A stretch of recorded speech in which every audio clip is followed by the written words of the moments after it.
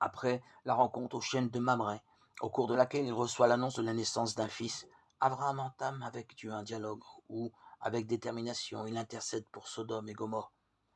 Combien de justes faudra-t-il trouver parmi les habitants pour sauver ces deux villes?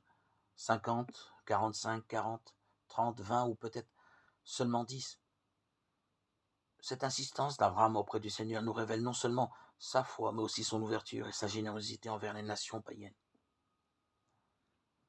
L'émerveillement que nous partageons pour cette prière d'Abraham nous permet de deviner l'admiration des disciples devant la prière de Jésus.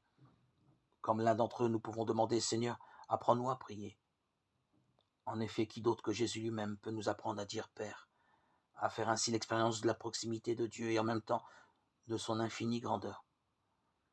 Jésus, qui vit dans une intimité inouïe avec son Père, nous transmet les paroles capables de nous introduire dans le regard de Dieu pour lui demander qu'il n'arrête pas l'œuvre de ses mains, pour que son nom soit sanctifié, pour que son règne vienne. Dieu a besoin de notre collaboration.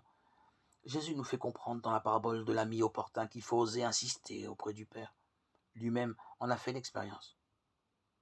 Notre Père sait mieux que nous ce dont nous avons besoin, mais il ne force pas notre liberté. Le don par excellence du Père est l'Esprit Saint qui transforme nos cœurs et nous fait discerner dans la foi comment Dieu répond à nos demandes. Nous sommes tous invités à prier notre Père et reprendre même la version de Matthieu, plus longue que celle de Luc.